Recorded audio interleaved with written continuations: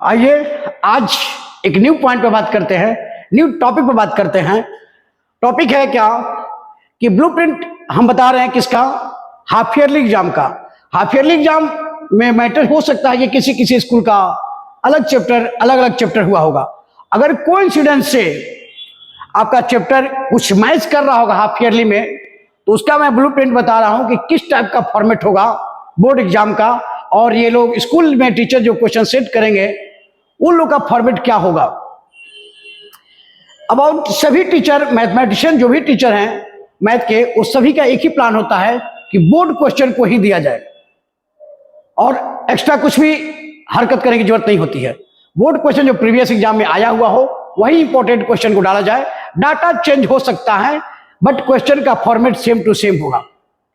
तो ये topic real number, polynomial, linear equation, two variable, quadratic equation, arithmetic progression, coordinate geometry, triangle, circle and probability means what, 9 chapter total.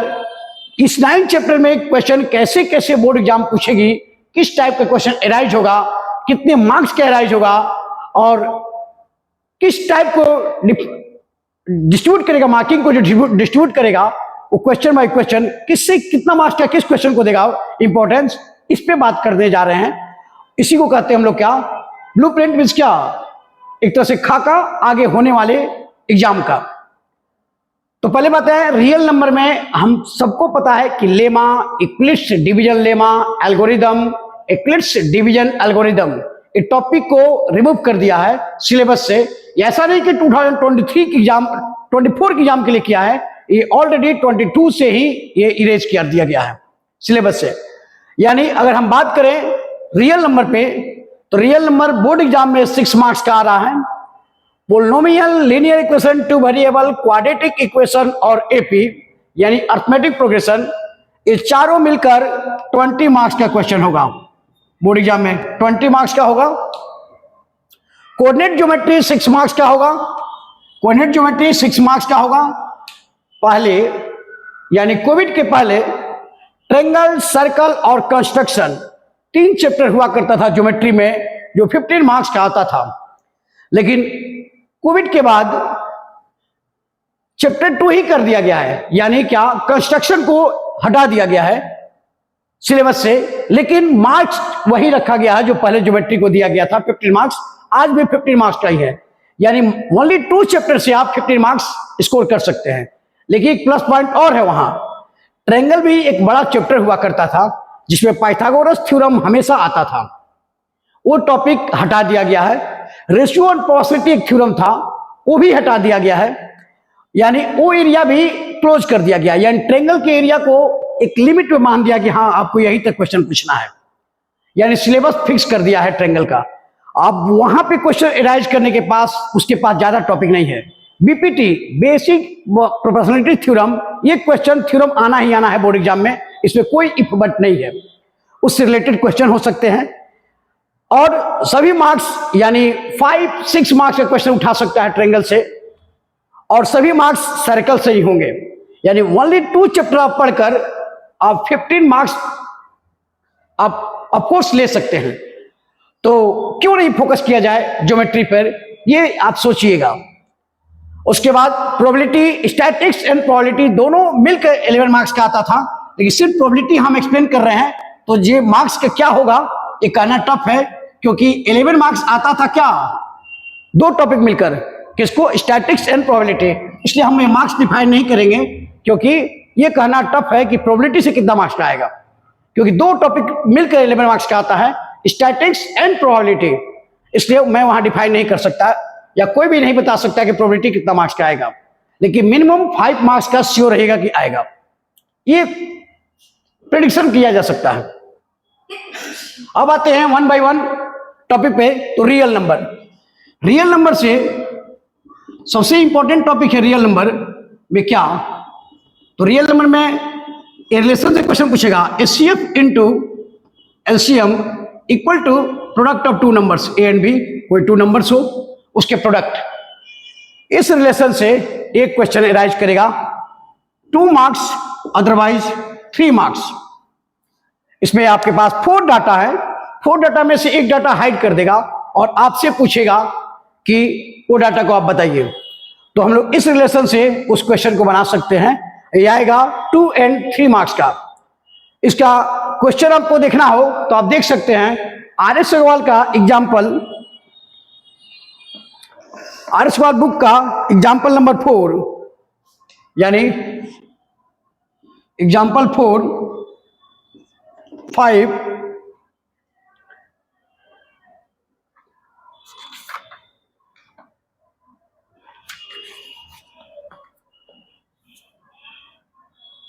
7,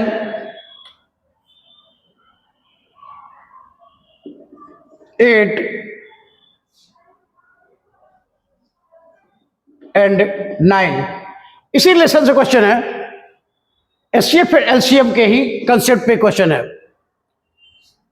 एक important यहां matter याद रखिएगा कि LCM completely divided by HCF means what, it will be at any cost LCM divided by HCF completely. अगर एक check करने के दिया कि क्या ये किसी 2 नंबर का एलसीएम हो सकता है, अगर एचसीएफ ये है तो आप काम कर सकते हैं। मान लीजिए कह रहा कि ए बी किसी का एलसीएम दे दिया, एलसीएम दे दिया क्या ए और एचसीएफ दे दिया बी। कह रहा क्या कि क्या किसी 2 नंबर का एलसीएम ए हो सकता है जिसका एचसीएफ बी हो, तो तुम क्या करना, ए बाई बी डिवाइड कर देना। अगर ए डिवाइड हो जाए कंप्लीटली बी से तो समझ जाना कि यस ए एलसीएम हो सकता है किसी 2 नंबर का जिसका एचसीएफ ए है। यानी इस बात को समझिए, एलसीएम किसी 2 नंबर का एलसीएम और एचसीएफ निकालेंगे ना, ये सपोज दैट हम काम करते हैं 5 और 20, तो 5 4 जा 5, यहां पे क्या 5 4 जा 20।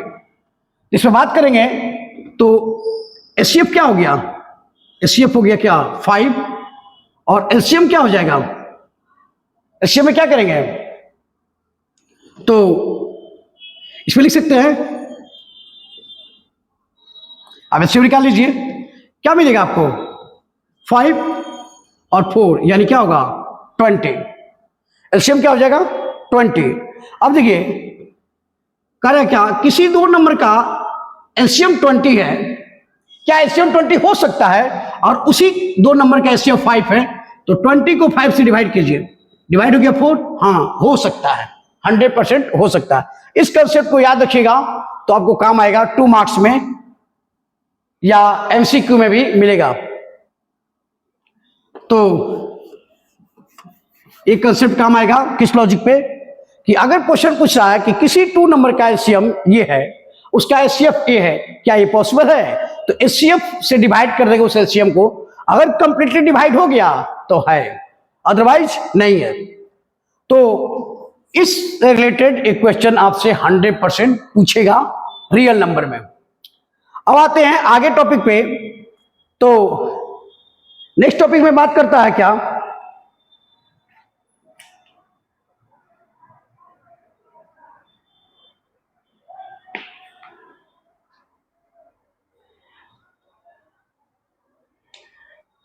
एक्सरसाइज में एंट्री करें 1B में। 1B में अगर जाइएगा, ये 1B का एग्जाम्पल था, ये था 1B का एग्जाम्पल का क्वेश्चन था। 1B में एक्सरसाइज 1B का एक्सरसाइज क्वेश्चन 7, 8, 9, 10, 11 एंड 12। ये क्वेश्चन का फॉर्मेट रहेगा सेम, इसी के साथ कुछ डाटा चेंज कर सकता है लेकिन फॉर्मेट यही रहेगा। ये 1B का 7, 8, 9, 10, 11 एंड 12 क्वेश्चन नंबर देख लीजिएगा आर.एस. अग्रवाल का। ये बात हो रही है सिर्फ किस पे, product of HCF into LCM equal to product of 2 numbers. इससे रिलेटेड 2 या 3 मार्क्स का क्वेश्चन इराइज किए जाएंगे जो किसी क्वेश्चन से कहीं ना कहीं रहेगा, यानी कि आपको उस डाटा पे लेकर जाएगा, इस डाटा पे relation between LCM HCF equal product of two number. एक अदर क्वेश्चन इसमें आता है, वो 3 मार्क्स का क्वेश्चन पूछ सकता है, 4 की power n where n belongs to natural number. Next question, 4 के पावर n, 6 के पावर n या 12 के पावर n, ये तीनों में से कोई एक क्वेश्चन हो सकता है। क्या? जहां हर केस में क्या है, n belongs to n। n क्या है? नेचुरल नंबर है। मीन्स कहने का क्वेश्चन का मतलब है n का कोई वैल्यू रखिए, क्या ये इंड विथ 0 हो सकता है? 4 के पावर n या 4 के पावर 1 रखिए तो क्या आएगा? 4, 4 के पावर 2 6, क्या आएगा? सॉरी 16, 4 के पावर 3 तो 4 इंटू 4 यानी क्या? It will be 64। क्या ये लास्ट में इंड विथ 0 हो रहा है? इंड विथ 0 हो रहा है? इंड विथ 0 हो रहा है? नहीं हो रहा। तो क्या ये पूछ रहा है कि क्या कभी ऐसा होगा n का ऐसा नेचुरल नंबर रखा जाए कि लास्ट में ये 0 हो जाए? ये कभी भी पॉसिबल नहीं है। इंड विथ 0 तभी होगा जब उस नंबर का यानी ये 2 and 5 का प्रोडक्ट हो। यानी 10 के पावर आप कुछ भी रखिए, 1 रखिए तो क्या आया? 10, 10 के पावर 2 रखिएगा तो क्या आएगा? 100, 10 के पावर 3 रखिएगा तो क्या आया? 1000। End with 0, end with 0, end with 0 हो रहा है। यानी कि ये नंबर जो 4, 6, 12 है, 2 and 5 दोनों का प्रोडक्ट हो, 2 and 5 दोनों का प्रोडक्ट हो तो इंड विथ 0 100% होगा। अगर 2 and 5 दोनों का प्रोडक्ट नहीं है तो ये इंड विथ 0 नहीं होगा। तो इसको बनाने क्या लिखेंगे? यहां सिर्फ एक लैंग्वेज में लिखना है, 4 is not a product of 2 and 5 so it never end with 0। या आप ये कह सकते हैं 4 is the product of 2 but not 5 so it never end with 0। as like 6 is the product of 2 but not 5 so it never end with 0। like this 12, of course you can write 12 is the product of 2 but not 5 so it never end with 0। बस एक language लिख देना है। 2 marks या 3 marks का भी question arise करता है, यही डाटा रहेगा 1, 2, 3 या तो 4 to the power n, 6 to the power n, 12 to the power n। अब पूछेगा आपसे क्या इसका एंड 0 हो सकता है? जहां n क्या है? एक नेचुरल नंबर है, तो लिखेंगे क्या? 4 is a product of 2 but not 5 so it never and with 0। क्यों? क्योंकि 10, 2 and 5 का प्रोडक्ट कोई नंबर है तभी वो एंड विथ 0 होगा, अदरवाइज नहीं होगा। तो ये क्वेश्चन होगा सेकेंड।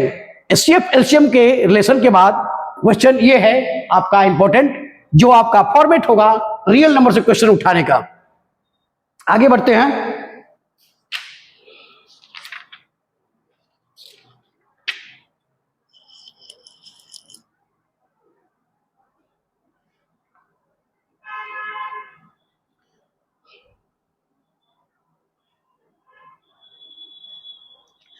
इसके बाद का क्वेश्चन टॉपिक है, इस real number means real number से बात करें तो रियल नंबर में ये 2 पॉइंट होने के बाद, ये 2 क्वेश्चन होने के बाद थर्ड में आता है क्या?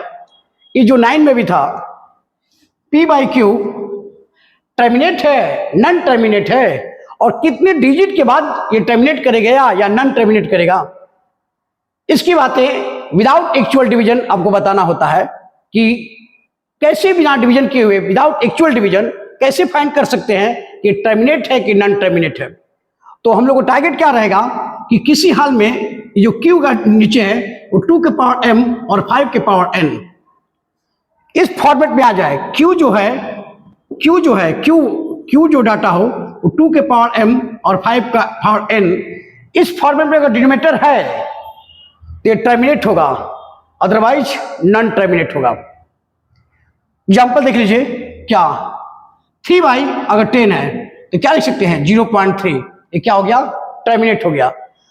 वैसे कोई भी नंबर लीजिए, 2, 4 अब 5 दे दिया, तो हम चाहते हैं कि विदाउट एक्चुअल डिवीजन कैसे फाइंड करेंगे कि टर्मिनेट है, और टर्मिनेट है तो कितने डिजिट के बाद है।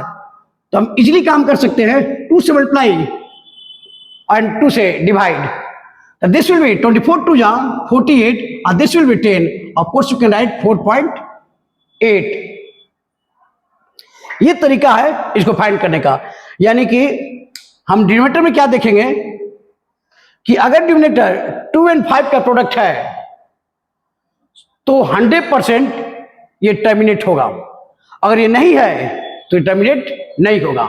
तो हम लोग का टारगेट क्या होगा कि इस फॉर्म में डिनोमिनेटर को इस फॉर्म में लाएं, अगर नहीं है तो पॉसिबल नहीं है। जैसे सपोज दैट करा क्या 3/7, ये क्या है, इसको नहीं बता सकते हैं क्योंकि ये 7 क्या है, 2 और 5 का प्रोडक्ट नहीं है। तो ये टर्मिनेट है कि नॉन टर्मिनेट है, ये पॉसिबल नहीं है विदाउट एक्चुअल डिवीजन। लेकिन हम इस फॉर्मेट पर रहता तो 100% बता देते हैं हाँ कि टर्मिनेट है। इसमें क्या कहेंगे, नॉन टर्मिनेट है। अगर ऐसा फॉर्मेट रहता है क्या, नॉन टर्मिनेट है। सही है। इससे रिलेशन से क्वेश्चन पूछेगा 1 मार्क्स 2 मार्क्स, ये सही रहेगा। 1 मार्क्स का हो सकता है और नहीं तो 2 मार्क्स का हो सकता है। इससे ज्यादा मार्क्स का क्वेश्चन इससे राइज नहीं करेगा। ये 9th पे टॉपिक था। उसके बाद इसके बाद का टॉपिक है, इसी रिलेटेड है क्या 1.2 बार को सिंपलेस्ट फॉर्म में लिखिए, 2.23 बार को सिंपलेस्ट फॉर्म में लिखिए। इससे 2 मार्क्स और नहीं तो 3 मार्क्स का क्वेश्चन पूछा जाएगा। ये 9th में टॉपिक था। 1.2 को सिंपल फॉर्म में लिखिए तो क्या लिखते थे इसमें, फॉर्मेट क्या होता था, let x equal to 1.2222 dot dot dot, क्या करेंगे 10 से मल्टीप्लाई किया 10x equal to 12.2222 dot dot dot, equation 1 और this is the equation 2, subtract equation 2, subtract equation 1 from equation 2, then it will be 9x equal to 11, then x equal to 11/9. This is your simplest form. ये आपको format में 2 marks या 3 marks, ये 3 marks कब होगा, जब इस सिचुएशन में लाया 2.3 बार प्लस 5.4 बार प्लस 3.1 बार, इसको ऐड बताइए, सम बताइए। ऐसा सिचुएशन पूछा तो ये क्वेश्चन हो सकता है 2 और 3 मार्क्स का। ये नेक्स्ट इसका पॉइंट है।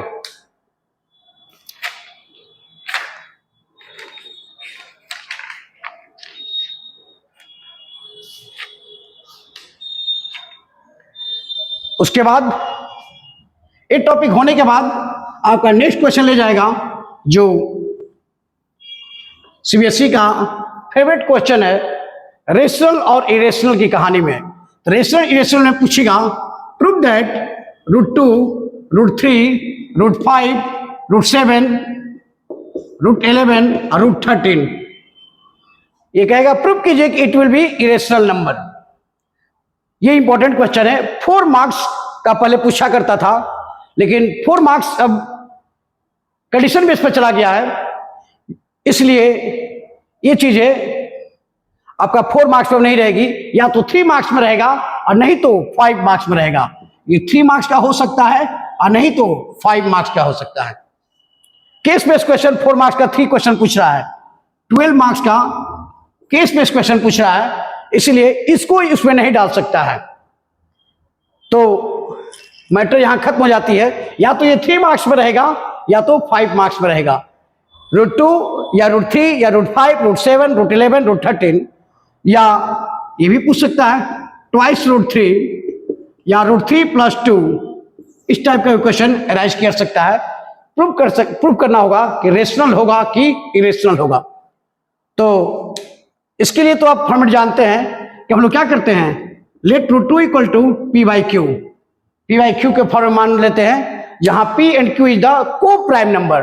को प्राइम मीन्स क्या, सिर्फ दोनों में 1 ही, इसका एचसीएफ निकालने पर 1 आएगा, दूसरे कहते हैं को प्राइम। और उसके बाद दिखा देंगे क्या कि इसमें दोनों में से कोई चीज 1 को छोड़कर कोई भी कॉमन नहीं है, लेकिन बाद में प्रूफ कर देंगे क्या कि p भी के फैक्टर 2 है और q का फैक्टर भी 2 है। तो our assumption is incorrect, so √2 is an irrational number. पहले शुरू मान लेंगे क्या, √2 इज ए रेशनल नंबर। अब बाद में दिखाएंगे क्या कि ये रेशनल नहीं है, यानी क्या है, इरेशनल है। यही फॉर्मेट, इससे क्वेश्चन आएगा रियल नंबर। इससे बाहर क्वेश्चन रियल नंबर से कुछ भी नहीं पूछ सकता है। जो फॉर्मेट है, जो इसका ब्लूप्रिंट है रियल नंबर का, यही है। इससे बाहर क्वेश्चन रियल वन में न इसमें हाफ ईयरली में पूछेगा, न प्री बोर्ड में पूछेगा और न ही बोर्ड एग्जाम में पूछेगा। अब आते हैं पोलिनोमियल पे। ये था रियल नंबर का जो 6 मार्क्स का रहेगा। क्या क्या हम लोग बात की इस पे हम लोग रियल में बात किए कि ये LCM HCF, product of LCM into HCF equal product of 2 number, उससे क्वेश्चन पूछे, या विदाउट एक्चुअल डिवीजन कैसे बताएंगे कि टर्मिनेट है कि नॉन टर्मिनेट है। उसके बाद सिंपलेस्ट फॉर्म में लिखने के लिए कह रहा है 1.2 बार को सिंपलेस्ट फॉर्म में लिखिए।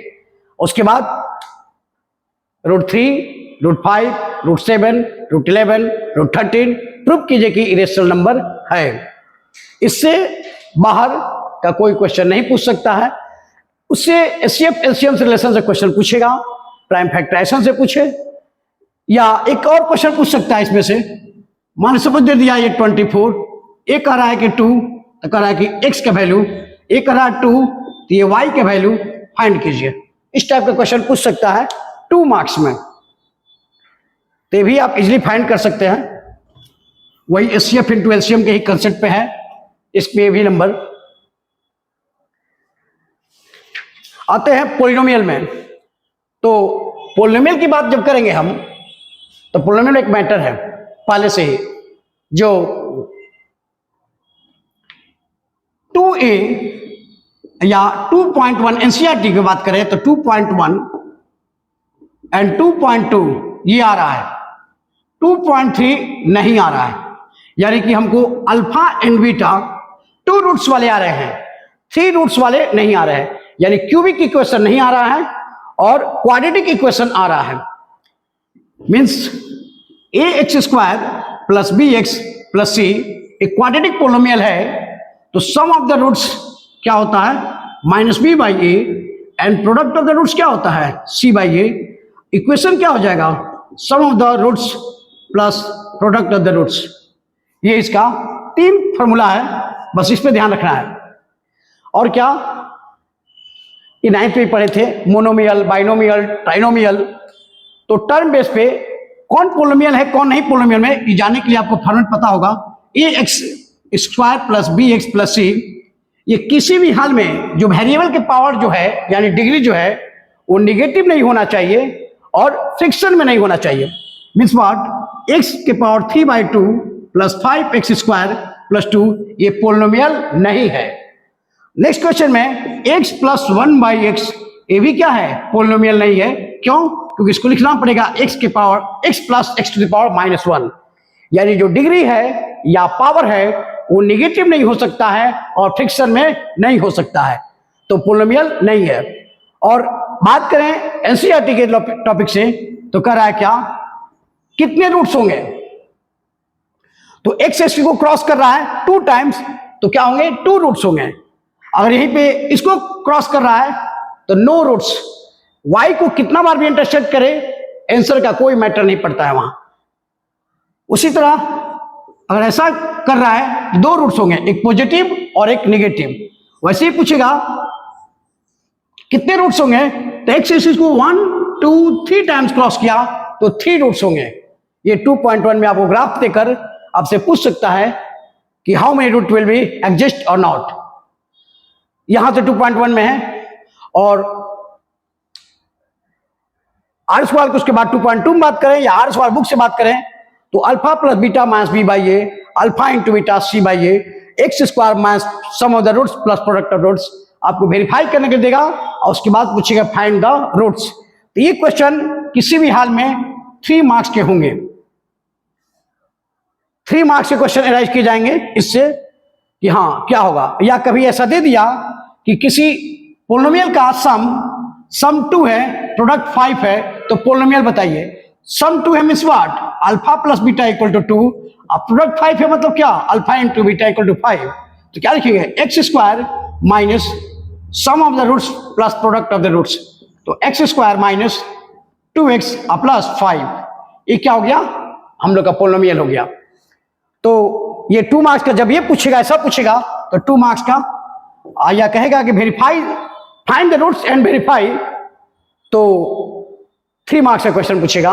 ये है पोलिनोमियल से क्वेश्चन और यहां से एक एमसीक्यू में पूछ सकता है बोर्ड एग्जाम में क्या कि रूट्स है कितने, ये दिखा दिया ये दिखा दिया, ये कितने रूट हैं आपको ये बताना होगा। सही है, इससे बाहर, इससे क्वेश्चन पोलिनोमियल से नहीं पूछेगा। जब भी पूछेगा इसी टाइप का क्वेश्चन रहेगा। ये 3 फॉर्मूला मालूम हो और पोलिनोमियल का डेफिनेशन पता हो कि किसे पोलिनोमियल कहते हैं किससे नहीं कहते हैं, तो आप पोलिनोमियल का एक भी क्वेश्चन नहीं छोड़कर आइएगा। सही है, यही फॉर्मेट है पोलिनोमियल का। 3 मार्क्स, अदरवाइज 2 मार्क्स, और नहीं तो 1 मार्क्स एमसीक्यू में। इससे ऊपर पोलिनोमियल का क्वेश्चन नहीं रहेगा। चलिए अब चलते हैं लीनियर इक्वेशन 2 वेरिएबल में। लीनियर इक्वेशन 2 वेरिएबल में और बात करें तो पहले से हम लोग को आउट है कि क्रॉस मल्टीप्लिकेशन मेथड नहीं आ रहा है, तो वहां linear equation 2 variable x plus y equal to 5 and 2x plus 3y equal to 2, जैसा भी हो। यानी दूसरे लेवल में बात करें तो a1x plus b1y equal to c1 और a2x plus b2y equal to c2। 2 variable, 2 equation, इसे ही कहते हैं लीनियर इक्वेशन इन 2 वेरिएबल। इसको सॉल्व करने का हम लोग को 10th क्लास में 4 मेथड बताया गया है, जो 3 मेथड बोर्ड में आ रहा है। एक मेथड क्रॉस मल्टीप्लिकेशन मेथड नहीं आ रहा है, यानी कि graphical method, next elimination method या सब्स्टिट्यूशन मेथड।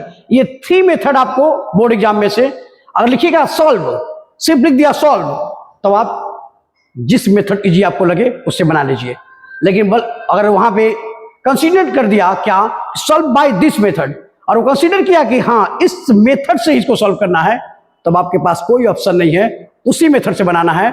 और दूसरे मेथड से बनाते हैं तो आपको कोई मार्क्स नहीं दिया जाएगा। आप सिर्फ टाइम वेस्ट कर रहे हैं, अपना भी और जो कॉपी चेक करा उसका भी। इसलिए ये सब बकवास करने से कोई फायदा नहीं होगा। तो जिस मेथड से कर रहा है सॉल्व, उसी मेथड से सॉल्व किया जाए, आपके लिए बेटर होगा। और एग्जाम जो चेक कर रहा है उसके लिए मैसेज आप पॉजिटिव दीजिएगा।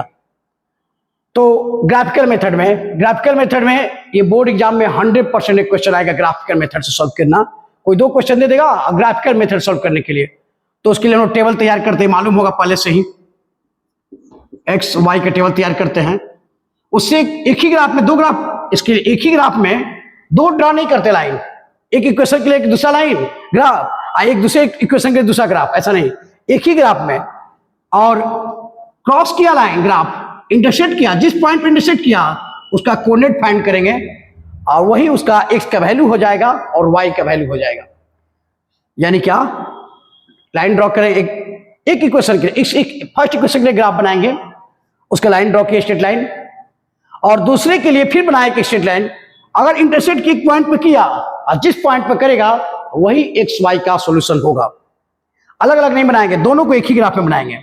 ग्राफ पेपर एग्जाम हॉल में, बोर्ड एग्जाम में दिया रहता है, पहले ही सील किया रहता है, उसमें ज्वाइन किया रहता है पूरे सेट में, आंसर सेट में। और यहां पे फॉर्मेट रखना है क्या, अगर पैरेलल गुजरा, अगर ग्राफ ड्रॉ किए और पैरेलल गुजरा तो लिखते हैं क्या, नो सॉल्यूशन। ये एमसीक्यू में क्वेश्चन हो सकता है। और 1 टाइम इंटरसेक्ट किया तो क्या लिखेंगे, यूनिक सॉल्यूशन। क्या हो जाएगा, यूनिक सॉल्यूशन। और कह रहा है कि लाइन के ऊपर लाइन हो जाए कोइंसाइड, तो क्या हो जाएगा, इनफाइनाइट सॉल्यूशन। ये क्या हो जाएगा, इनफाइनाइट सॉल्यूशन। ये ग्राफ से क्वेश्चन हो सकता है, ये एमसीक्यू में पूछ सकता है, और ये सब्जेक्टिव क्वेश्चन में पूछेगा। जब भी पूछेगा 5 मार्क्स का क्वेश्चन पूछेगा। ये क्वेश्चन जब भी आपसे राइज करेगा, लॉन्ग क्वेश्चन में राइज करेगा, और ग्राफिकल मेथड लिख देगा भाई सॉल्व बाय ग्राफिकल मेथड, तो आपको ग्राफ मेथड से सॉल्व करना होगा इससे। अब इसके बाद का क्वेश्चन में और एमसीक्यू पूछेगा तो इस टाइप का, पैरेलल गुजरा नो सॉल्यूशन, इंटरसेक्ट किया यूनिक सॉल्यूशन, कोइंसाइड यानी एक ही लाइन पर दूसरा लाइन सेम हाइड कर दे फर्स्ट लाइन को, उसको कहते हैं इनफाइनाइट सॉल्यूशन। इस केस में क्या आएंगे, इनफाइनाइट सॉल्यूशन होंगे। आते हैं ग्राफ के बाद एलिमिनेशन मेथड। ग्राफिकल मेथड था, उसके बाद क्या है, एलिमिनेशन मेथड। इसमें क्या होता है, एलिमिनेशन मेथड में होता क्या है, इसमें टारगेट क्या है कि मान लीजिए आपको दिया a1x plus b1y equal to c1 और a2x plus b2y equal to c2। तो टारगेट क्या होता है कि एलिमिनेट कर दें किसी या तो x को और नहीं तो y को, किसी एक को इसमें से इरेज कर दें। सॉरी, इरेज मतलब क्या, कैंसिल कर दें। आप माइनस करके साइन दोनों का सेम है तो सब्ट्रैक्ट कर दीजिए, अगर डिफरेंट है तो ऐड कर दीजिए। कोशिश कीजिए इसके कोएफिशिएंट को, अगर y कैंसिल करना है तो इस कोएफिशिएंट को इसके साथ मल्टीप्लाई कर दीजिए, इसका कोएफिशिएंट को उससे मल्टीप्लाई कर दीजिए और उसके y कैंसिल कर दिया। अगर x को कैंसिल करना है तो इसके कोएफिशिएंट को इससे मल्टीप्लाई कर दीजिए और इसके कोएफिशिएंट को उससे मल्टीप्लाई कर दीजिए। और ध्यान रखिएगा डिफरेंट साइन होना चाहिए, अगर सेम साइन है तो सब्ट्रैक्ट करना पड़ेगा, दूसरा कोई ऑप्शन नहीं है। तो कहेगा सॉल्व बाय एलिमिनेशन मेथड, तो हमको ये लॉजिक अपनाना होगा, इससे सॉल्व करना होगा। सही है। और कौन से क्वेश्चन इंपॉर्टेंट है इसको हम बताएंगे आपको, लेकिन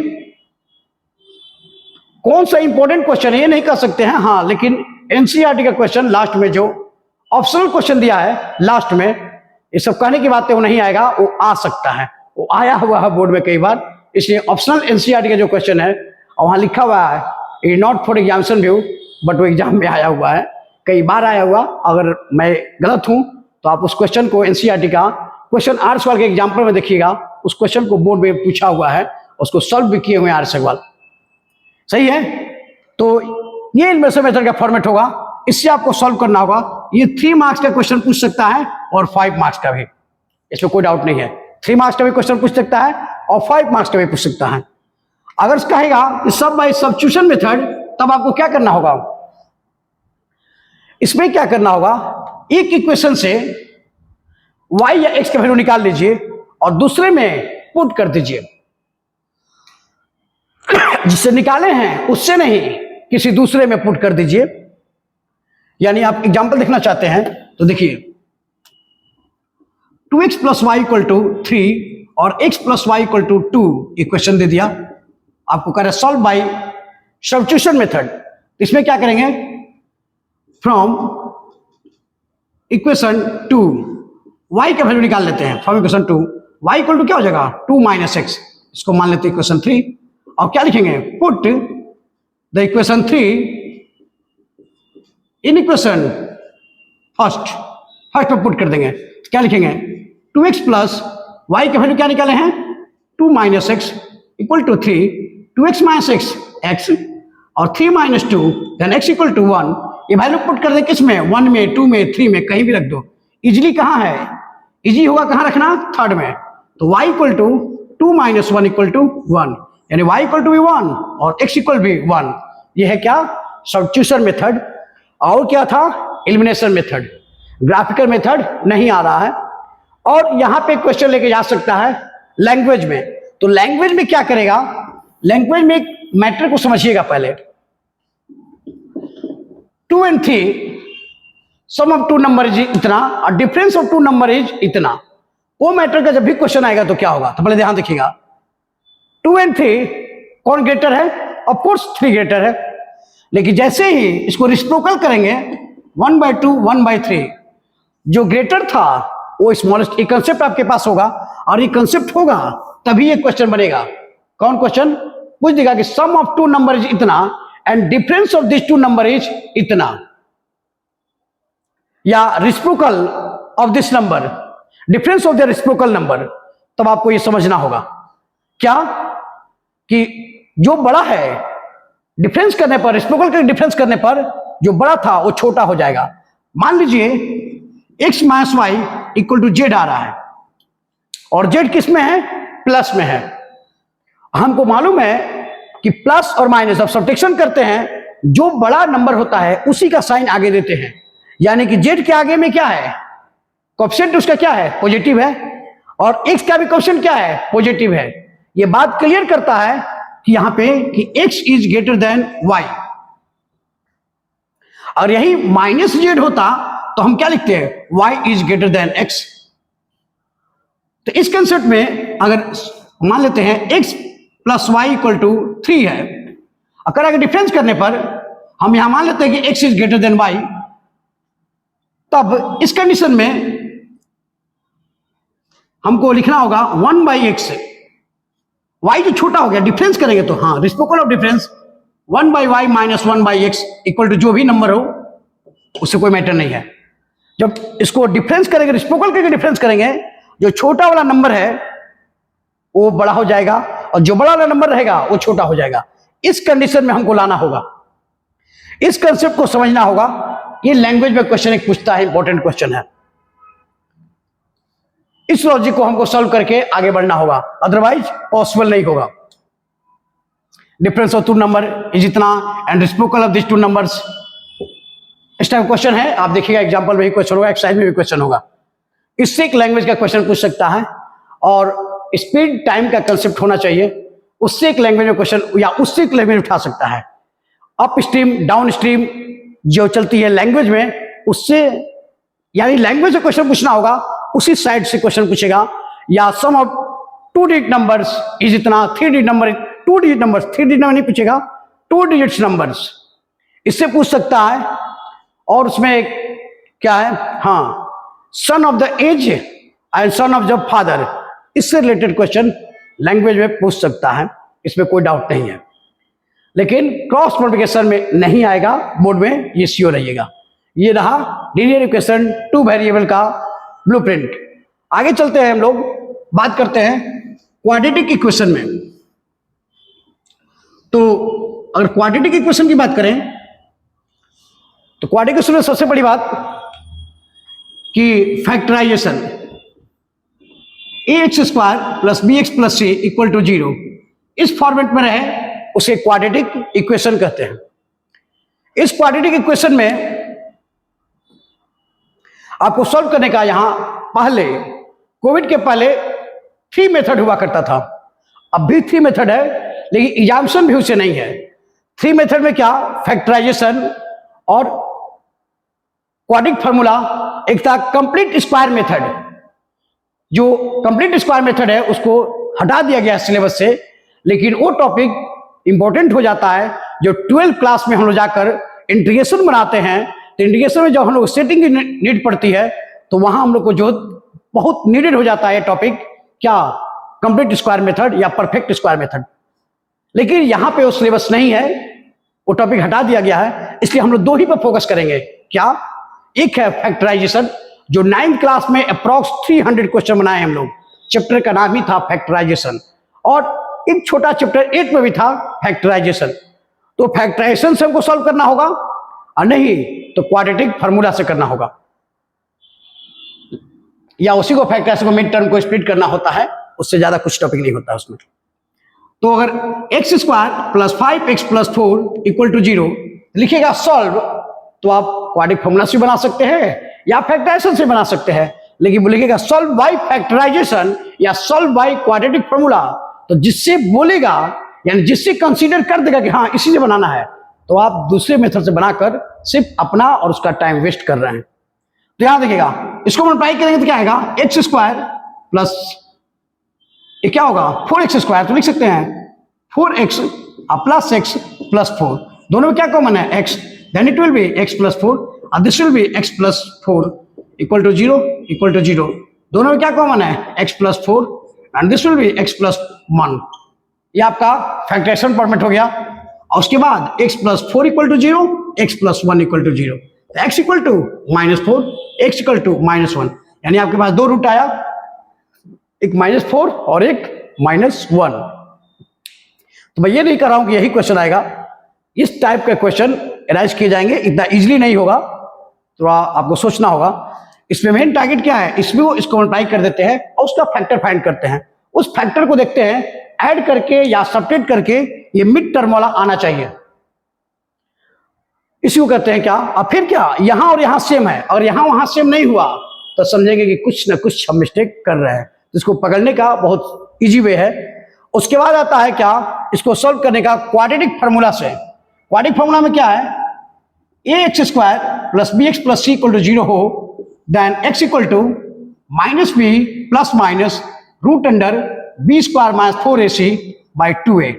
इससे सॉल्व करेंगे, इसे कहते हैं क्वाड्रेटिक फार्मूला या श्रीधराचार्य रूल।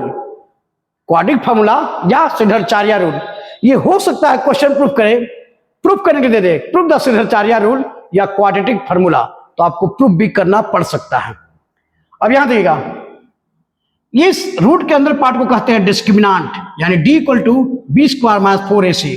अब यहां केस है d इक्वल टू 0, तो वैल्यू क्या होगा, रियल एंड डिस्टिंक्ट। डिस्टिंक्ट मतलब क्या, डिफरेंट दो वैल्यू आएंगे। अगर कह रहा है क्या d इक्वल टू 0, तब क्या हो सकता है, रियल एंड इक्वल। अगर d लेस देन 0 तो नो रियल रूट्स। 10th कहता है no real roots, no real roots. लेकिन वहीं 11th में जाएंगे, एक टॉपिक है कॉम्प्लेक्स नंबर का, उसको कहते हैं इमेजिनरी नंबर। तो यहां पे इस पे डिस्कस क्या बात करना है हम लोग को, डिस्क्रिमिनांट। इससे रिलेटेड क्वेश्चन एक टॉपिक तैयार कर दिया है कि अगर नेचर फाइंड कीजिए, जैसे ही नेचर फाइंड करने के लिए कहेगा, जैसे suppose that x square plus 2x plus 1 equal to 0, कर find the nature and then after find the roots. तो नेचर फाइंड कर डी निकाल लेंगे। डी क्या है, बी स्क्वायर माइनस 4ac। यहां बी की जगह कौन है, 2, 4, ए की जगह 1, सी की जगह 1, 2 की स्क्वायर 4, 4 माइनस 4 मीन्स व्हाट, 0। यानी नेचर क्या होगा, इसका नेट होगा ये वाला केस, रियल एंड इक्वल। सही है, यानी डिस्क्रिमिनेंट 0 आ गया तो होगा रियल एंड इक्वल। और इसी फॉर्मेट पर आपको सॉल्व करना होगा क्वेश्चन।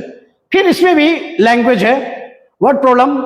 वर्ड प्रॉब्लम में आपको वही आपको इक्वेशन तैयार करना होगा, उसके बाद आपको सॉल्व करना होगा। उसके लिए आपको स्टेप बाय स्टेप ब्रेक करके पढ़ना होगा, क्वेश्चन को एक एक स्टेप रीड करना होगा। सही है, क्वाड्रेटिक क्वेश्चन, इससे बाहर क्वेश्चन नहीं आएगा, यही फॉर्मेट रहेगा। इसमें जब भी पूछेगा या तो 3 मार्क्स का क्वेश्चन पूछेगा या तो 5 मार्क्स का क्वेश्चन पूछेगा। उसको अलजेब्रा से 20 मार्क्स का पूछना है, 4 चैप्टर मिलकर, polynomial, linear equation two variable, quadratic equation and arithmetic progression. ये चारों मिलकर आपको 20 मार्क्स का पूछना है बोर्ड को।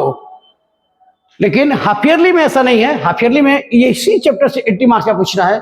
इसी क्वेश्चन मार्किंग अलग अलग हो सकते हैं। सही है, अब आते हैं हम लोग अरिथमेटिक प्रोग्रेशन एपी में। एपी में कुछ आपके लिए यूनिक है, यूनिक उनके लिए यूनिक है जो पहली बार पढ़ रहे हैं, जो पढ़ रहे हैं तैयारी कर रहे हैं पहले से ही, उनके यूनिक क्या हो जानते ही हैं। तो उसमें क्या हो सकता है, जनरल टर्म एपी का क्या होता है, a plus d, a plus 2d, a plus 3d dot dot dot. तो इससे टीएन क्या निकलता है, a plus n minus 1 into d. आपके पास क्या है, 1 2 3 4 वेरिएबल है, इसमें से कोई 3 आपको दिया रहेगा, एक आपसे हाइड कर देगा और आपसे पूछेगा। या तो हो सकता है कि 2 दिया रहेगा और 2 आपसे पूछेगा। इस रिलेशन से क्वेश्चन पूछे जाएंगे। tn equal to a plus n minus 1 into D, where tn is the last term, a is the first term, or d is the common difference, n is the total number. Just suppose that 2 4 6 8 10, तो क्या होगा, first term कौन है, a means what 2, tn कौन है 10, n क्या है 1 2 3 4 5, d क्या है 4 माइनस 2 2, 8 माइनस 6 2, 10 माइनस 8 2, यानी d क्या है 2 है। इससे आपसे क्वेश्चन एराइज किए जाएंगे। इसमें आपको कोई 2 दे देगा या 3 दे देगा, एक गायब कर देगा। नेक्स्ट इसमें क्या है मैटर कि टीएन इक्वल टू दे देगा format, general term 2n square, कह रहा है कि इज इट एपी और नॉट। आपसे पूछ रहा है 2 मार्क्स के क्वेश्चन में कि आपसे एपी है कि नहीं है। तो पहले क्या करेंगे, हम T1 निकाल ले लेंगे, T2 निकालेंगे और T3 निकालेंगे, 3 टर्म निकाल लेंगे। उसके बाद second term minus first term equal to third term minus second term. अगर ये इक्वल आया तो लिखेंगे yes it is in AP, अगर नहीं इक्वल आया तो लिखेंगे it is not in AP. Next इसमें क्या हो सकता है, if a b c are in AP, तो क्या हो सकता है, होगा क्या, second term minus first term equal to third term minus second term. तो हम लोग के बीच में क्या रिलेशन आएगा, b equal to 2b equal to a plus c, यानी b equal to a plus c by 2 ये रिलेशन है। तो आपसे क्वेश्चन पूछ सकता है एमसीक्यू में भी, जैसे क्या 5x 12 are in AP, then find the value of x, then x equal to क्या लिख सकते हैं 5 प्लस 12 बाई 2 जो आएगा आंसर होगा। ये है टीएन निकालने का। इसी क्वेश्चन, छोटा क्वेश्चन आता है, 3 डिजिट के कितने नंबर हैं जो 5 से डिवाइड हो जाए, 4 डिजिट कितने नंबर हैं जो 3 से डिवाइड हो जाए, इस टाइप के क्वेश्चन पूछेंगे। तो आपको उस लॉजिक से चलना पड़ेगा कि फर्स्ट नंबर 3 डिजिट का कौन है जो 5 से डिवाइड हो जाए, लास्ट नंबर कौन है, और 2 नंबर शुरू का लिख दीजिए और लास्ट का लिख दीजिए, वहां से एन निकालना होगा आपको। इससे बाहर क्वेश्चन इस टॉपिक पर नहीं पूछेगा। उसके बाद आता है क्या, nth term from the and. ये तो शुरुआत से पता करना है कि 20 पोजीशन में कौन है, 30 पे कौन है।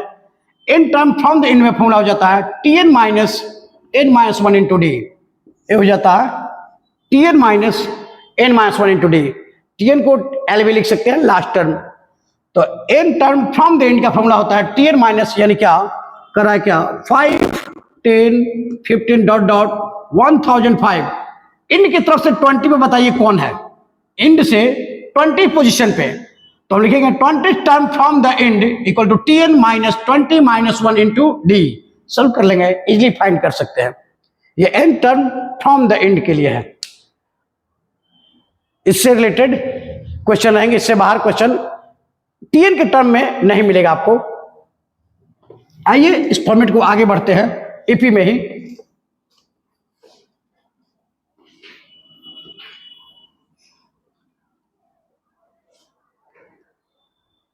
तो अब आएगा क्या, SN equal to sum of the AP, SN equal to n/2। इससे जानने से पहले थोड़ा एक और बात करना होगा, अर्थमेटिक मीन AM।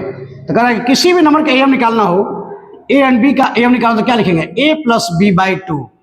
किसी 2 नंबर का AM निकालना हो, 2 नंबर को ऐड करके 2 से डिवाइड कर दिए। मान कह रहा है कि 13 एंड 18 का AM बताइए, तो क्या करेंगे, 13 प्लस 18/2। कर रहा है क्या, A plus B and A minus B का AM बताइए, तो क्या करेंगे, लिखेंगे A plus B plus A minus B/2 जो आएगा आंसर होगा। तो 1 मार्क्स या 2 मार्क्स में AM निकालने के लिए पूछ सकता है। और नेक्स्ट केसेस में ये हो सकता है, कह रहा है कि 3 टर्म एपी में हो तो उसका सम इतना हो और उसका square of the sum product इतना हो, तो नंबर बताइए। तो जब भी 3 टर्म एपी में मानना हो, 3 टर्म इन एपी, लिखेंगे A माइनस डी A और A प्लस डी। जब भी 3 टर्म मानेंगे तो क्या मानेंगे, A minus D A plus D. इसको छोड़कर कुछ नहीं मान सकते हैं। कहेगा कि 4th टर्म क्या होगा, लिखेंगे A minus 3D A minus D A plus D और A प्लस 3D। और कहेगा 5th टर्म क्या होगा एपी में, मानेंगे A minus 2D A minus D A plus D और A प्लस 2D।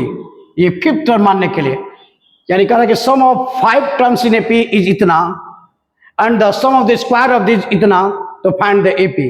तो जब भी 5 टर्म कहेगा तो ये मानेंगे, 3 टर्म कहेगा तो ये लेंगे, 4 टर्म कहेगा तो ये लेंगे, इससे एक्स्ट्रा कुछ नहीं लेंगे। सही है। उसके बाद ये हुआ बी एक्सरसाइज के लिए, आरएस वाल का जो बी आपको मिलेगा, यानी क्या 5B की बात कर रहे थे हम। अब आते हैं सम ऑफ द सीरीज। तो SN equal to n/2 2A plus n minus 1 into D. यानी किसी नंबर को सम निकालना हो, ये फॉर्मूला यूज करते हैं, sum of the series n/2 2A plus n minus 1 into d. या हम ये लिख सकते हैं n/2 2A को लिख सकते हैं A plus n minus 1 into D. तो n/2 A प्लस, किसका फॉर्मूला है, Tn का। तो SN का ये भी फॉर्मूला हो सकता है, n/2 A प्लस Tn, या हम ये भी लिख सकते हैं। ये कब यूज करेंगे, जब लास्ट टर्म दिया रहेगा। जैसे कह रहा है कि find the sum of 2 plus 4 plus 6 plus dot dot 1004। तो ये फॉर्मूला यूज कर लेंगे और उसके बाद सम करेंगे। तो इसके लिए हम लोग का फॉर्मूला, जब भी सम करने के बोलेगा, कोई एपी टर्म दे देगा, उसको कहेगा फाइंड द सम, इस फॉर्मूला का हम लोग यूज करेंगे। और SN दे दिया रहेगा और तब तुमसे पूछेगा कि इसका 5th पोजीशन क्या होगा, तो उसके लिए यूज करते हैं हम लोग क्या, Tn equal to SN minus 1। क्या करेंगे, SN दिया रहेगा तो उसमें SN-1 निकाल लेंगे और फिर SN में से SN-1 माइनस कर देंगे तो TN आ जाएगा। अब पूछेगा 5th पोजीशन, n के जगह पर रख देंगे 5। अगर इनके 6 टर्म पूछा 6 रख देंगे, जो रखेंगे वो फाइंड हो जाएगा। इससे SN का फॉर्मूला हम लोग फाइंड इजीली कर सकते हैं और SN से हम लोग जितने रिलेटेड क्वेश्चन होंगे सब फाइंड कर लेंगे। अब आता है इसमें लैंग्वेज। तो लैंग्वेज इसका बहुत इजी है, उसमें कोई ज्यादा डिंग डोंग नहीं है। लैंग्वेज में कन्वर्ट करने के लिए ये एपी का फॉर्मेट था। लैंग्वेज में बात करें तो जितने लंबा लंबा क्वेश्चन होगा ना वो सबसे इजी होता है। जैसे एक क्वेश्चन उसमें है कि एक स्कूल है, स्कूल के पास एनसीईआरटी कह रहा है कि 3 सेक्शन है, 1 से 12 तक स्कूल है और उसके पास 3 सेक्शन है। एनसीईआरटी कहता है आर एस वार के बुक में जो क्वेश्चन दिया हुआ है 2 सेक्शन है और प्लानिंग किया उन लोगों ने कि जो जिस क्लास में पढ़ रहा है उससे डबल प्लांट लगाएगा, यानी डबल प्लांटिंग करेगा इनसाइड स्कूल के और आउटसाइड एयर पोल्यूशन को रिड्यूस करने के लिए। तो बताइए कि कितने पेड़ लगाएंगे। तो देखिए कितना इजी है। 1 क्लास में 2 सेक्शन है, सेक्शन ए सेक्शन बी, ये पेड़ लगाएगा अपने से डबल, ये कितना पेड़ लगाया 4। 2 क्लास के पास भी 2 सेक्शन है और 3 सेक्शन रहता तो लिखते ए बी सी, इन लोगों ने प्लान किया अपने से डबल, तो 4, ये भी कितना 4, ये कितना लगाएगा 8। 3rd क्लास के पास भी 2 सेक्शन है, ए एंड बी, ये लगाएगा 6, ये भी लगाएगा 6, ये कितना लगाया 12, dot dot dot dot dot dot. 12 class के पास भी 2 सेक्शन है, ए और बी, ये लगाएगा 24, ये लगाएगा 24, दोनों मिलकर कितने लगाएंगे 48। तो हमको पता करना है कि कितने पेड़ लगेंगे, तो हम क्या लिख सकते थे 4 + 8 + 12 + डॉट डॉट डॉट 48। तो कितने थे यहाँ, ए क्या हो गया 4, डी क्या हो गया 4, टीएन क्या हो गया 48, एन कितना है 12 क्लास थे ना, एन भी पता है। और क्या पूछ रहा है SN = व्हाट। देखिएगा एग्जाम हॉल में हिंदी और इंग्लिश में दोनों क्वेश्चन देने के कारण 2 पेज में इतना लंबा क्वेश्चन चला जाता है, लड़के पढ़ के आधा छोड़ देते हैं, कितना लंबा जा रहा है, सिर्फ बोर करता है, क्वेश्चन को खींच रहा है। सच्चाई में बहुत इजी क्वेश्चन होता है। जितने लंबे क्वेश्चन होते हैं, जितने बड़े बड़े क्वेश्चन वर्ड में लिखा जाता है, उतने ही इजी क्वेश्चन होते हैं। ये माइंड में सेट करके रखिएगा। ऐसा 2-3 क्वेश्चन देगा लॉन्ग क्वेश्चन में, जो आप पढ़ते ही पढ़ते आधा क्वेश्चन भूल जाइएगा आगे पीछे क्या कर रहा था। कंसंट्रेशन अगर नहीं रखिएगा तो, कंसंट्रेशन रखिएगा तभी बनेगा, अदरवाइज नहीं बनेगा। देखिए इतना लंबा ये क्वेश्चन है, पढ़िएगा कभी। ये क्वेश्चन है और एक पोटैटो है, एक गर्ल्स से रेसिंग में कितना पोटैटो गेम हो रहा है एक ठो, और कितना डिस्टेंस कवर करेगी वो टोटल पोटैटो को बकेट तक लाने में और उसको डिस्ट्रीब्यूट करने में। 3 मीटर गैपिंग है, कहीं 4 मीटर गैपिंग है, वो क्वेश्चन और ये क्वेश्चन इंपॉर्टेंट है। तब यहां दिखेगा SN = n/2 और a + TN, ये फॉर्मूला लगा देंगे। ये क्यों लगा रहे हैं, क्योंकि यहां लास्ट टर्म हमको मालूम है। n कितना था 12/2, a कितना है 4 और TN कितना है 48, ये क्या हो गया 6, ये क्या हो गया 52, 6 × 2 = 12 और 6 × 5 = 30 और 1 312, यानी कितना पेड़ लगेगा 312 पेड़ बच्चों के द्वारा लगाया जाएगा। ये आपका ये फॉर्मेट होगा, इजी होगा आपको बनाना। आप सेम टू सेम फॉर्मेट से बना सकते हैं, एक भी मार्क्स कोई नहीं कट कर सकता है। ये रहा एपी का लैंग्वेज का क्वेश्चन। अब चलते हैं नेक्स्ट कोऑर्डिनेट ज्योमेट्री में। कोऑर्डिनेट ज्योमेट्री में आप देखिएगा तुम पहले ही सीबीएसई मैथ बोर्ड क्वेश्चंस में एक चैनल है, उसमें सब क्वेश्चन कोऑर्डिनेट का एक, वैसे भी हर चैप्टर का बोर्ड क्वेश्चन इंपॉर्टेंट डाल रहे हैं। मैं आपको एश्योर करता हूं कि बोर्ड एग्जाम में 80 मार्क्स का बोर्ड एग्जाम है ना, तो अप्रॉक्स 80 में 20 मार्क्स का उसी से क्वेश्चन आएगा। 10 मार्क्स हो सकता है वैरी कर जाए, और वैरी में क्या हो सकता है, वो 12 मार्क्स का जो क्वेश्चन पूछ रहा है केस बेस, वही क्वेश्चन वैरी कर सकता है, और क्वेश्चन सब लगभग मैच करेगा same to same. Data change कर सकता है, फॉर्मेट चेंज नहीं हो सकता है क्वेश्चन का, एश्योर रहेगा। तो कोऑर्डिनेट के लिए सबसे बेस्ट है, या कुछ भी चैप्टर बाय चैप्टर, वहां कोऑर्डिनेट अभी डील किए हैं, आगे में चैप्टर हम डील करेंगे और भी 1 by 1। थोड़ा एक्सीडेंटल घटना हो गया मेरे साथ, इसलिए मैं उसको कंटिन्यू नहीं कर पाया हूं, लेकिन 1-2 डेज में मैं रिकवरी कर रहा हूं। उसके बाद मैं फिर उसको कंटिन्यू करूंगा उस चैनल को। तो डेडिकेशन होना चाहिए, मैटर कुछ नहीं होता है, टका लगने से या स्टिच लगने से कोई फर्क नहीं पड़ता है। डेडिकेशन होना चाहिए, हाँ ये मुझे काम करनी है, तो हेल्थ कोई मैटर नहीं करता है। अब यहां देखिए आते हैं कोऑर्डिनेट ज्योमेट्री। मैं कहूंगा कि वो चैनल का नाम है सीबीएसई मैथ्स बोर्ड क्वेश्चंस। इसको जाना है तो इसी चैनल में यार मिश्रा सर पढ़ने वाले चैनल में नीचे में जाइएगा तो आप देखिएगा कि वहां पे चैनल होगा। ज्वाइन किए हो चैनल को और उसको सब्सक्राइब कर सकते हैं। मैं 100% कर सकता हूं कि आप मैथ में फेल किसी हाल में नहीं होइएगा। अब यहां देखिएगा कोऑर्डिनेट ज्योमेट्री में पहले जान लीजिए एक्स एक्सिस पे क्या होता है, एक्स रहता है y0 और y एक्सिस पे क्या होता है, तो x0 और y एग्जिस्ट करता है। ये x एक्सिस ये y एक्सिस की घटना है।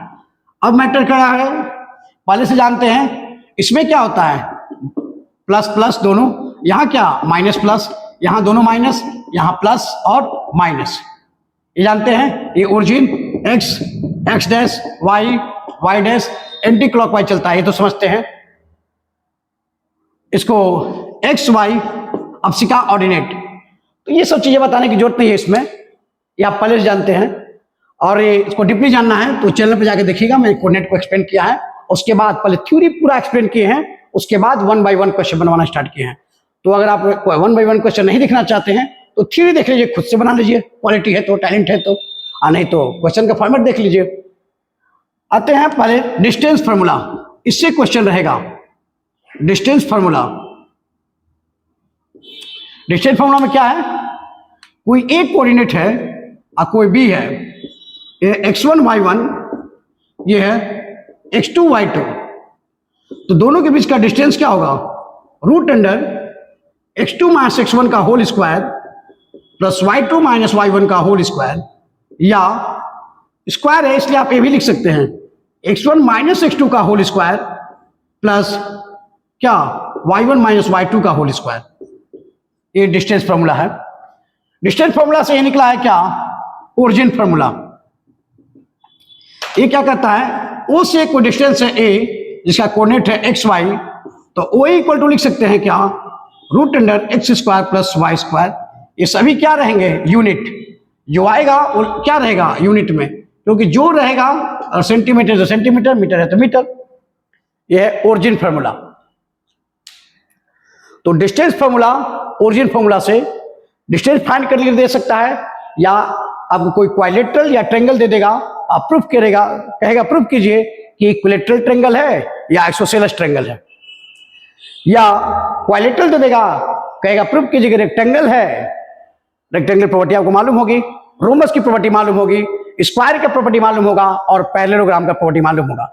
इसी के आसपास घुमाता है, parallelogram, rectangle, square, rhombus, isosceles triangle, equilateral triangle, इसके आसपास ही क्वेश्चन घुमा के प्रूफ कीजिए। तो क्या करेंगे, डिस्टेंस फार्मूला से निकाल लेंगे।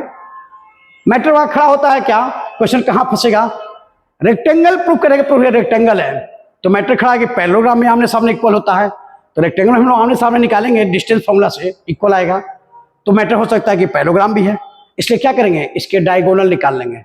रेक्टेंगल के डायगोनल आपस में इक्वल होते हैं, बट पैरेललोग्राम के डायगोनल आपस में इक्वल नहीं होते हैं।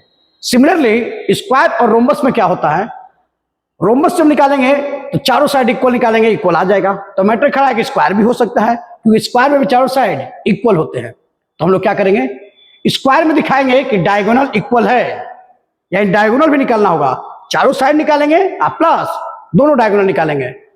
और रोम्बस में भी ये हरकत करेंगे, लेकिन वहां दिखाएंगे कि डायगोनल रोम्बस में इक्वल नहीं होते हैं और स्क्वायर में इक्वल होते हैं, और इक्वल आता है तो स्क्वायर है, इक्वल नहीं आता है तो रोम्बस है। इससे ही रिलेशन क्वेश्चन पूछेगा, इससे बाहर इसका क्वेश्चन नहीं आएगा। डिस्टेंस फार्मूला से और ओरिजिन फार्मूला की बात करें तो एक्स एक्सिस वाई एक्सिस को ध्यान रखना है कि एक्स एक्सिस पे लाइन अगर है तो एक्स जीरो एक्स रहेगा और वाई जीरो, और वाई एक्सिस की बात करेगा एक्स जीरो और वाई एग्जिस्ट करेगा। फिर आते हैं हम लोग नेक्स्ट पे, तो क्या सेक्शन फार्मूला, ये टॉपिक सिलेबस में है, इसको हटाया भी नहीं है। तो सेक्शन फॉर्मूला में क्या करता है, ये x1 y1, इस टॉपिक को उस चैनल पर बहुत बेस्ट एक्सप्लेन किए हैं, बहुत सारे क्वेश्चन बनाए हैं। इतना क्वेश्चन बनाए हैं कि आप क्वेश्चन पूरा देखिएगा ना तो 100% बोर्ड एग्जाम में एक भी क्वेश्चन नहीं छूटेगा, क्योंकि आइडिया आपको चल जाएगा हाँ हर क्वेश्चन को किस फॉर्मेट से बनाना है। करा है क्या कि कोई सी पॉइंट है, ये नहीं करेगा मिड पॉइंट है, सी कोई पॉइंट है जिसका कोऑर्डिनेट दे दिया है एक्स और वाई, ए और सी का डिस्टेंस दिया है एम और सी और बी का डिस्टेंस दिया है एन। तो कहता है कि एक्स इक्वल टू इस एक्स का वैल्यू निकालना है, तो m into x to plus n into x one plus n into x one, ये एक्स है। अब आई लेंथ m प्लस n। उसी तरह y निकालेंगे तो क्या लिखेंगे, देखिए x निकालेंगे तो y के बारे में डिस्कस नहीं करेंगे और क्रॉस मल्टीप्लिकेशन करेंगे। जो y निकालेंगे तो x के बारे में डिस्कस नहीं करेंगे, तो m into y two plus n into y one, अब आई m प्लस n। ये हो गया आपका सेक्शन फॉर्मूला। डिस्टेंस फॉर्मूला से ओरिजिन फॉर्मूला निकला था, उसी तरह सेक्शन फॉर्मूला से मिड पॉइंट फॉर्मूला निकला है। तो मान लीजिए अब कह रहा है क्या कि ए कोऑर्डिनेट हो x1 y1, बी कोऑर्डिनेट हो x2 y2 और सी क्या है मिड पॉइंट है। ये डिस्टेंस सेम हो, ये भी डिस्टेंस एम हो। मिड पॉइंट मतलब क्या, सेम डिस्टेंस होना, इसलिए ऐसा कोई बातें नहीं है। x इक्वल टू लिख सकते हैं क्या हम लोग x1 plus x2 by two और y इक्वल लिख देंगे y1 plus y2 by two. ये हो जाएगा मिड पॉइंट फॉर्मूला, इसको कहते हैं क्या मिड पॉइंट फॉर्मूला। इसमें क्या करेगा आपसे कि यहां पे 3 इक्वल पार्ट में बांट देगा, कहीं 4 इक्वल पार्ट में बांट देगा और उससे पूछेगा कि आप इसका कोऑर्डिनेट फाइंड कीजिए। नहीं तो कभी कभी क्या करेगा कि रेशियो ही गायब कर देगा, पूछेगा ये कोऑर्डिनेट दे देगा, ये कोऑर्डिनेट दे देगा, ये भी कोऑर्डिनेट दे देगा। अब पूछेगा किस रेशियो में सी डिवाइड कर रहा है ए और बी को, तो जब भी रेशियो की बात करेगा तो हम मानते हैं क्या के रेशियो 1, यहां मान लेंगे के, यहां मान लेंगे 1। उसके बाद सॉल्व करेंगे, के का वैल्यू मान लो आ गया क्या 2/3, लिखेंगे के रेशियो 1 तो 2/3 रेशियो 1 यानी 2 रेशियो 3। तो किस रेशियो में बांट रहा था 2 और इसको 3 रेशियो में। इससे बाहर क्वेश्चन नहीं रहेगा। और मिड पॉइंट में इससे ही क्वेश्चन उठा सकता है क्या कि फाइंड द मिड पॉइंट, इसमें से 2 वेरिएबल टू 4 वेरिएबल और टू 6 वेरिएबल। आइए डिस्टेंस में कोई मैटर ही नहीं करता है, 6 वेरिएबल में से कोई 2 या 1 गायब कर देगा और आपसे पूछेगा कि वो बताइए, तो आप mid point formula section formula use करके उसको इजीली सॉल्व कर सकते हैं। ये 4 फॉर्मूला हुआ, यानी distance formula, origin formula, section formula, mid point formula, और एक फॉर्मूला सिर्फ और बच गया, उसको कहते हैं क्या सेंट्रॉइड। तो सेंट्रॉइड पहले क्या होता है, ये कंसेप्ट आप पढ़े होंगे 9th में। तो कहता है क्या कि कोई ट्रायंगल हो ए बी सी, इसके सभी मीडियन एक पॉइंट पे इंटरसेक्ट करते हैं। इसके सभी मीडियन का 1-2 दर्जन थोड़े मीडियन होते हैं, किसी भी ट्रायंगल में 3 ही मीडियन होते हैं और सभी एक पॉइंट पे इंटरसेक्ट करते हैं। जिस पॉइंट पे इंटरसेक्ट करते हैं उसे कहते हैं सेंट्रॉइड, जिसे डिनोट करते हैं जी से। तो कह रहा है कि अगर ए का कोऑर्डिनेट x1 y1 हो, बी का कोऑर्डिनेट x2 y2 हो और सी का कोऑर्डिनेट x3 y3 हो, तो कह रहा है कि और जी का कोऑर्डिनेट xy हो, तो कह रहा है कि x का value x1 plus x2 plus x3 by 3 और y का value y1 plus y2 plus y3 by 3, ये सेंट्रॉइड फॉर्मूला फाइंड करने का है। इससे बाहर कोऑर्डिनेट में कोई भी वैल्यू नहीं हो सकता है। अब याद देखिएगा, ये मीडियन जो होता है ना, सामने वाले साइड को 2 इक्वल पार्ट में बांट दिया, यानी मिड पॉइंट होता है। कभी कभी इस कोऑर्डिनेट को फाइंड करने के लिए कह देगा, ये जहां गिरा मान लो ये डी, ये ई और एफ, इसका कोऑर्डिनेट पूछ सकता है। तो मिड पॉइंट फॉर्म लगाना x1 प्लस x2 बाई 2 और y1 के लिए y1 प्लस y2 बाई 2। इसके लिए ये निकालना होगा, तो ये दोनों को ऐड करके बाई 2 ये निकाल देंगे, यानी मिड पॉइंट फॉर्मूला यूज करेंगे अगर ई कोऑर्डिनेट, डी कोऑर्डिनेट और एफ पूछेगा तो। इससे बाहर एरिया ऑफ ट्रायंगल नहीं आ रहा है बोर्ड एग्जाम में, इसलिए वो टॉपिक को नहीं पढ़ने से कोई प्रॉफिट नहीं है। और नॉलेज के लिए पढ़ना होगा, तब तो आप टैलेंटेड हैं, वो पढ़ सकते हैं, उसमें कोई दिक्कत नहीं है। लेकिन बोर्ड पर्पस से बात करें तो बोर्ड पर्पस में वो एग्जाम में नहीं आ रहा है। अब रही बात ट्रायंगल में, तो ट्रायंगल में बीपीटी बेसिक प्रोबेबिलिटी थ्योरम ये आएगा ही आएगा 5 मार्क्स का, इसमें कोई इफ बट नहीं है, ना बोर्ड एग्जाम में है इफ बट और ना ही प्री बोर्ड में है और ना हाफ ईयरली। यानी जब भी ये ट्रायंगल से क्वेश्चन उठाया जाएगा तो 100% बीपीटी से क्वेश्चन 100% आ जाएगा, इसमें कोई इफ बट नहीं है। बीपीटी में यानी थेल्स थ्योरम को कहा जाता है बीपीटी। ये क्या कहता है, किसी भी ट्रायंगल में एक साइड के पैरेलल, किसी एक साइड के पैरेलल लाइन ड्रॉ किया जाए जो दूसरे बचे हुए दो लाइन को इंटरसेक्ट करता हो, तो और ए हो, ए बी हो, ए सी हो, ए डी हो, ये ई हो, तो हो जाएगा A D by D B equal to A by E C. इसे ही कहते हैं क्या, थेल्स फार्मूला या थेल्स थ्योरम या बीपीटी या बेसिक प्रोबेबिलिटी थ्योरम।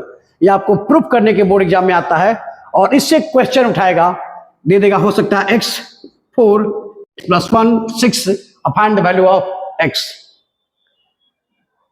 इससे आगे कोई क्वेश्चन इसमें नहीं आएगा। सिमिलरिटी एक टॉपिक है, SAS, RHS, SSS, उससे कुछ क्वेश्चन उठा सकता है उससे रिलेटेड, लेकिन ज्यादा इंपॉर्टेंट वहां नहीं है। सर्कल मैं बोला कि 15 मार्क्स ज्योमेट्री में आ रहा है, तो बीपीटी रह गया, उससे रिलेटेड क्वेश्चन हो सकते हैं और सिमिलरिटी से टॉपिक हो सकता है। सबसे ज्यादा क्वेश्चन पूछे जाएंगे ज्योमेट्री से तो है सर्कल। सर्कल में क्या कि रेडियस 90 बनाता है, एक थ्योरम है। दूसरा थ्योरम कि किसी भी सर्कल के जो टेंजेंट होते हैं वो आपस में इक्वल होते हैं। किसी भी सर्कल के टेंजेंट एक साइड ड्रॉ किया हुआ, दोनों टेंजेंट आपस में इक्वल होते हैं। नेक्स्ट, किसी भी सर्कल का inscribe circle, sorry concentric circle में लार्जेस्ट कॉर्ड जो है वो स्मॉलर सर्कल को टच करता हो तो वो बाइसेक्ट करता है। ये आपको प्रूफ करना पड़ेगा। 1 2 3 ये क्वेश्चन को आप बोर्ड में देखिएगा बुक में तो 20 टाइम्स से अप्रॉक्स आया होगा। अपडेट बुक नहीं किया होगा अलग बात है, लेकिन अबाउट 10 तो अपडेट किया ही होगा। ये भी क्वेश्चन और ये भी क्वेश्चन, ये तीनों क्वेश्चन बहुत इंपॉर्टेंट है। तो सर्कल में ये नहीं कह सकते हैं कि कौन इंपॉर्टेंट है कौन नहीं। लगभग अबाउट शुरू का 5 थ्योरम 1 2 3 दो और थ्योरम है वो हमेशा किसी भी हाल में इंपॉर्टेंट है, वो आता है। इससे क्वेश्चन भी अराइज किए जाएंगे, इसमें कोई डाउट नहीं है। तो सर्कल को डीपली पढ़ना होगा। कंस्ट्रक्शन हटने के बाद सर्कल पर प्रेशर है कि सर्कल से ज्यादा क्वेश्चन उठाया जाए, और सर्कल पर जब प्रेशर है तो सर्कल को आपको भी प्रेशर में लेना होगा और सर्कल को डीपली पढ़ना होगा। इसमें एक क्वेश्चन पूछता है हमेशा कि किसी ट्रायंगल में, ये जो क्वेश्चन बता रहे हैं वो 3 चैप्टर में, ट्रायंगल में भी था, सर्कल में भी है और मेंसुरेशन में भी है। मेंसुरेशन में कहता है कि find the area of this. यहां पूछतेगा कि अगर ये 8 हो, ये 6 हो, तो इस सर्कल का रेडियस बताइए, इस सर्कल का रेडियस बताइए। तो ये आपको सॉल्व करना होगा। क्या, इसको मिला लीजिए, एरिया ऑफ ट्रायंगल का कंसेप्ट यूज कीजिएगा। इसका आंसर हमेशा आर का वैल्यू 2 ही आता है।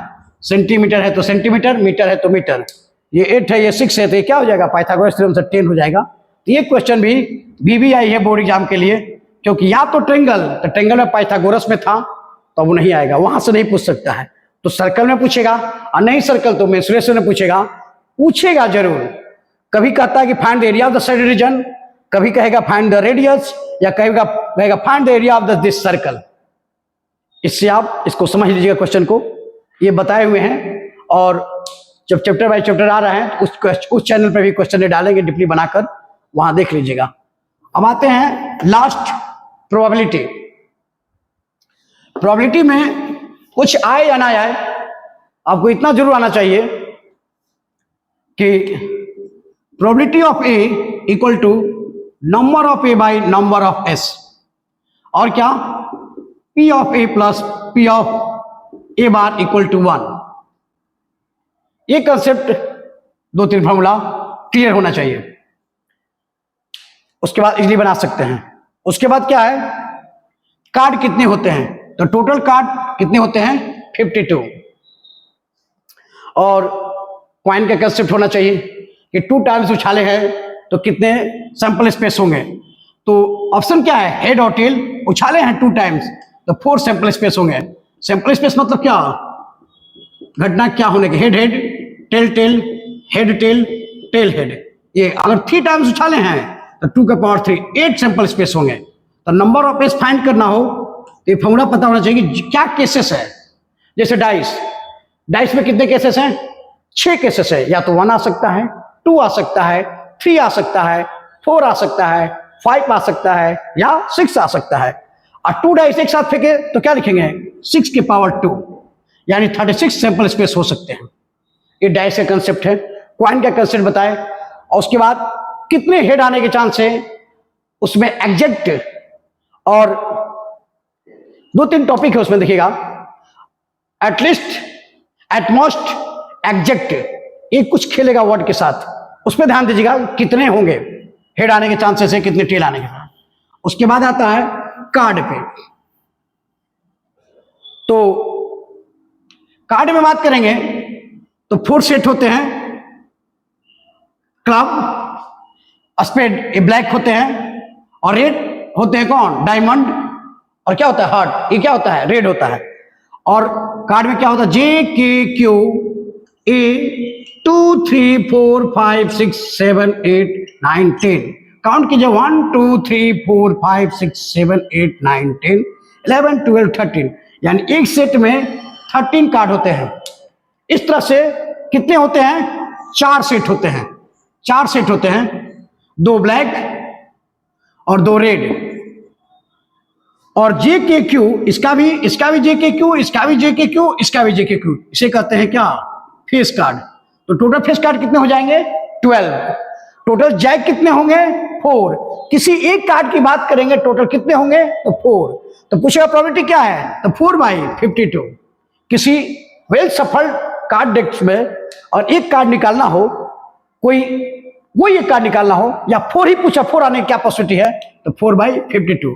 और यही पूछेगा क्या चांसेस है रेड 4 कार्ड आने का, तब क्या लिखेंगे, 2 बाई, रेड कार्ड कितने होते हैं, 26, सही है। और रेड कार्ड ही रखा हुआ तो, और नहीं तो 4/26, क्लियर है। रेड कार्ड आने की पॉसिबिलिटी क्या है, ब्लैक कार्ड आने की पॉसिबिलिटी क्या है, तो हमको पता करना पड़ेगा कि हाँ कितनी कार्ड है, सॉरी 2/52। टोटल कार्ड में से निकालना है तो 2 ही रेड हमको निकालना है, तो 2/52। ये सब चीजें हैं क्वाइन, जैक यानी कार्ड, और आपको बताए डाइस के बारे में। इससे रिलेटेड बाहर क्वेश्चन कुछ नहीं मिलेगा, यही क्वेश्चन फॉर्मेट होगा। इस सब चैप्टर में 5 मार्क्स का एक ही प्रोबेबिलिटी में डालेगा क्वेश्चन, और उसमें 1 2 3 4 5 रिलेटेड क्वेश्चन दे देगा, और एक मार्क्स है, मतलब सबसे इजी प्रोबेबिलिटी है। हाफ एन आवर टाइम देकर आप फुल मार्क्स ला सकते हैं। चलिए फिर बात करेंगे नेक्स्ट में, इसके आगे वाले सिलेबस में। All the best, good night.